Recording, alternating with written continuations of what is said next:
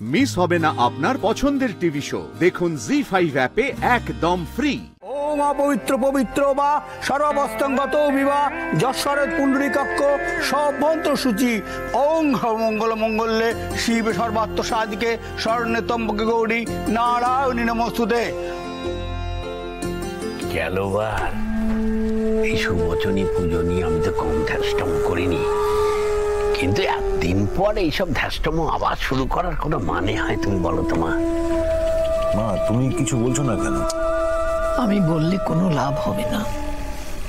যদি ঠেকাতেই হয় তাহলে পর্ণাই ঠেকাবে।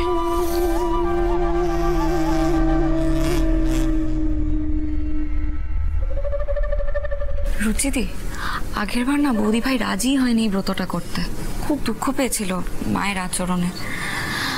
এবারে যে ওর মাথায় কি ঘুরছে ও নিজেই জানে। কি যে করবে পর্ণা।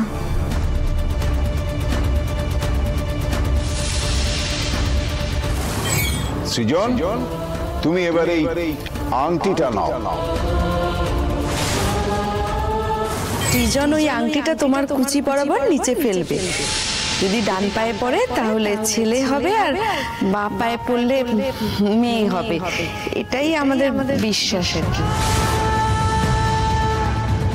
বাবু, দেরি করছিস কেন? তাড়াতাড়ি কর। আংটিটা ধর, পর্ণার নাভির থেকে একদম সোজা নিচে ফেল, যেন ডান পায়ে পড়ে, ছেলে হবে। জয় মা মঙ্গলচণ্ডী। সৃজন, এই আংটিটা নাও। আংটিটা ফেলতে হবে।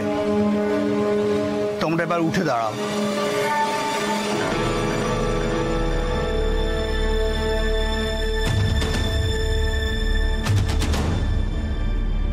পর্ণা, মন দিয়ে মা মঙ্গলচণ্ডীকে ডাকবে। আমার কিন্তু ছেলে চাই, মনে আছে তো? আচ্ছা বলছি, এই আংটিটা যদি আমার ডান পায়ে পড়ে তাহলে ছেলে হবে, আর বাঁ পায়ে পড়লে মেয়ে হবে, তাই না?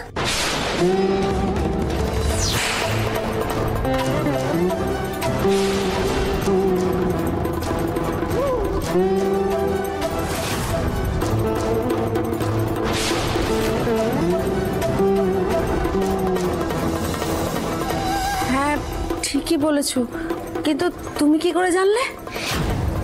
কেন জানি না, মনে হচ্ছে এই আচার আমি আগেও পালন করেছি।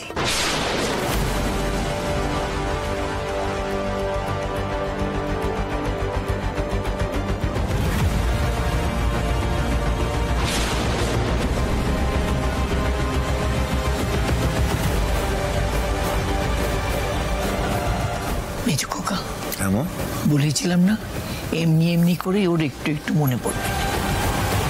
সর্বনাশ, উপায় বাবা, সত্যি সত্যি তো পর্ণার সবকিছু মনে পড়ে যাচ্ছে গো।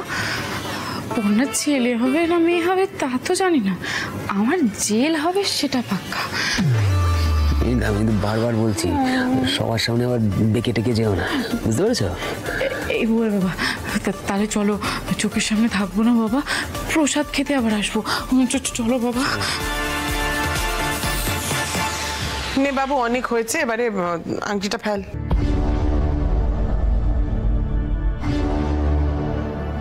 এক মিনিট সৃজন।